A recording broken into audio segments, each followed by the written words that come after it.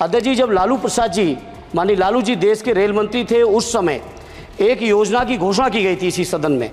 वो घोषणा थी मैनपुरी से एटा, कासगंज होते हुए बदायूं, बदायूं से संभल होते हुए गजरौला तक नई रेल लाइन की घोषणा की गई थी माननीय मंत्री जी, माननीय लालू जी के समय, और आज तक उसकी घोषणा पे कभी सर्वे भी नहीं हुआ। इसलिए मेरा अनुरोध है, वो पुरानी योजना है। धर्मेंद्र जी, आप ये समझो अब कि घोषणा होती थी, कुछ नहीं होता था। नहीं, उसके बाद 10 साल से तो आप भी हैं, 10 साल से ये भी हैं अध्यक्ष जी, ऐसा नहीं है 10 साल से ये भी बैठे हैं।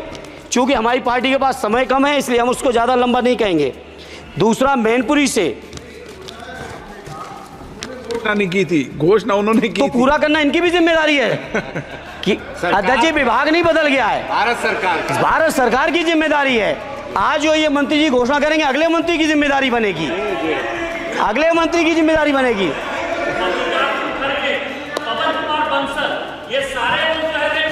अरे 10 साल का हिसाब दे दो, अरे 10 साल का हिसाब दे दो। चलिए धर्मेंद्र जी, अरे मेरे पास समय कम है, उसका दुरुपयोग ना करो। धर्मेंद्र जी बोलिए। आपके हिसाब से तो सब कुछ बदल गया रेल में। अरे कुछ तो दे दो कि केवल उधर के लिए सब कुछ है, बिल्कुल सही, केवल सब कुछ उधर के लिए है। तो सबका साथ सबका विकास का नारा बंद करो। माननीय मंत्री जी, ये जो मांगे हमने रखी हैं, इन सभी को पूरी कर दीजिए मंत्री जी, और नहीं कर सकते हैं तो कम से कम इस सदन के अंदर तो सबका साथ सबका विकास नारा देना बंद ही कर दो। धन्यवाद अध्यक्ष जी। हालांकि हमारी पार्टी का समय नहीं था, बावजूद इसके आपने समय दिया रेल बजट पे बोलने के लिए, उसके लिए मैं आपका बहुत हृदय से धन्यवाद। अध्यक्ष जी, बहुत सारे साथियों ने बड़ी जिम्मेदारी की बात कही, जनरल बोगी बढ़ाने से लेके सफाई से लेके उन सभी चीज़ों के साथ अपने को जोड़ते हुए, चूँकि अध्यक्ष जी मैं आजमगढ़ संसदीय क्षेत्र से निर्वाचित होकर आया हूँ। आजमगढ़ संसदीय क्षेत्र अपने आप में बहुत ऐतिहासिक क्षेत्र है।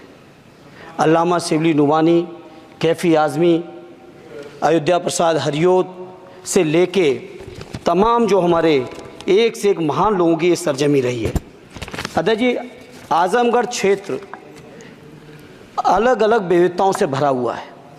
आजमगढ़ के लोगों को जहाँ रोज़गार के लिए मुंबई जाना पड़ता है, वहीं शिक्षा के लिए आजमगढ़ के लोगों को इलाहाबाद और प्रयागराज की ज़रूरत पड़ती है। प्रदेश की राजधानी लखनऊ है, देश की राजधानी दिल्ली है।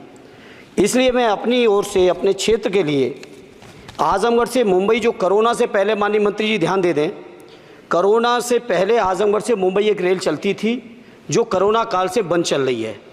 हमारा अनुरोध है कि उस रेल को न केवल वो साप्ताहिक थी, उस रेल को हर दिन के लिए शुरू किया जाए, बल्कि साथ ही साथ आजमगढ़ से लखनऊ, आजमगढ़ से इलाहाबाद, जहाँ पे इंटरसिटी से डेली लोग आवागमन कर सकें, आ जा सकें, उसके लिए इस ट्रेन को भी शुरू कराने की कृपा करें। साथ ही साथ अध्यक्ष जी, आजमगढ़ से दिल्ली जाने का केवल एकमात्र जरिया कैफिया ट्रेन है, और कैफिया ट्रेन के में बैठने का टाइम तो सुनिश्चित है, लेकिन कब पहुंचेंगे इस बात की कोई भी जिम्मेदारी और गारंटी नहीं है।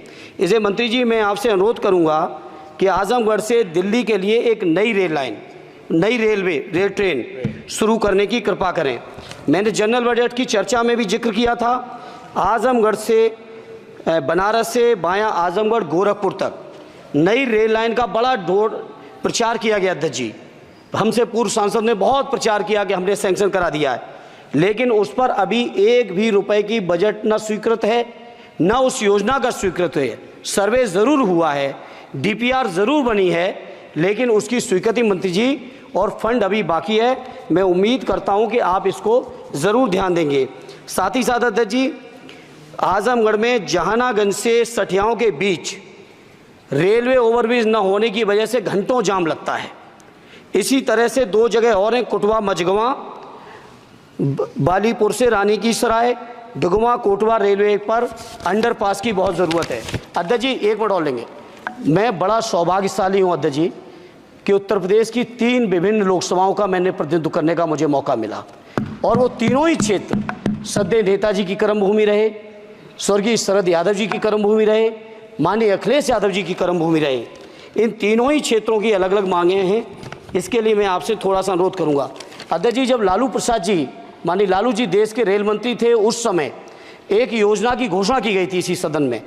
वो घोषणा थी मैनपुरी से एटा कासगंज होते हुए बदायूं, बदायूं से संभल होते हुए गजरौला तक नई रेल लाइन की घोषणा की गई थी माननीय मंत्री जी, माननीय लालू जी के समय, और आज तक उसकी घोषणा पे कभी सर्वे भी नहीं हुआ।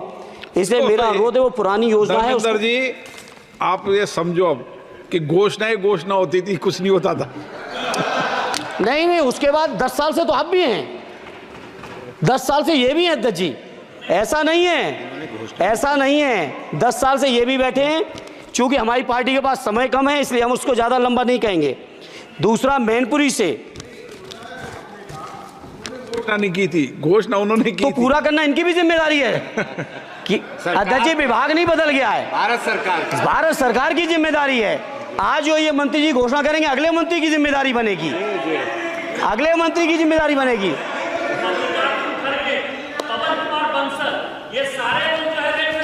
अरे 10 साल का हिसाब दे दो, अरे 10 साल का हिसाब दे दो। चलिए धर्मेंद्र जी, अरे मेरे पास समय कम है, उसका दुरुपयोग ना करो। धर्मेंद्र जी बोलिए। अध्यक्ष जी, मैनपुरी से दिल्ली के लिए, मैनपुरी से लखनऊ के लिए, बदायूं से लखनऊ के लिए, बदायूं से दिल्ली के लिए ये रेल लाइनों की सख्त, रेलवे ट्रेनों की सख्त ज़रूरत है। माननीय मंत्री जी, 5वें नंबर की आपकी इकोनॉमी आ गई। आपके पूर्व जो हमारे सदस्य हैं निशिकांत जी, आपके हिसाब से तो सब कुछ बदल गया रेल में। अरे कुछ तो दे दो कि केवल उधर के लिए सब कुछ है, बिल्कुल सही, केवल सब कुछ उधर के लिए है। तो सबका साथ सबका विकास का नारा बंद करो, और अगर नारा देना है, नारे को सच बनाना है, प्रधानमंत्री जी की बात को सही साबित करना है, तो माननीय मंत्री जी ये जो मांगे हमने रखी हैं, आजमगढ़ लोकसभा के लिए रखी, मैनपुरी के लिए रखी, आजमगढ़ के लिए, बदायूं के लिए रखी, संभल के लिए रखी, एटा के लिए रखी, इन सभी को पूरी कर दीजिए मंत्री जी। और नहीं कर सकते हैं तो कम से कम इस सदन के अंदर तो सबका साथ सबका विकास नारा देना बंद ही कर दो। और नारा जिस दिन देना बंद कर दोगे और ये कह दोगे कि आप विपक्ष में आपका नहीं करेंगे, उस दिन हम अपने क्षेत्र के लोगों को संतुष्ट भी कर लेंगे। हमारे क्षेत्र के लोग इतने स्वाभिमानी लोग हैं। माननीय अध्यक्ष जी कि आपने मुझे रेल बजट पर बोलने का मौका दिया।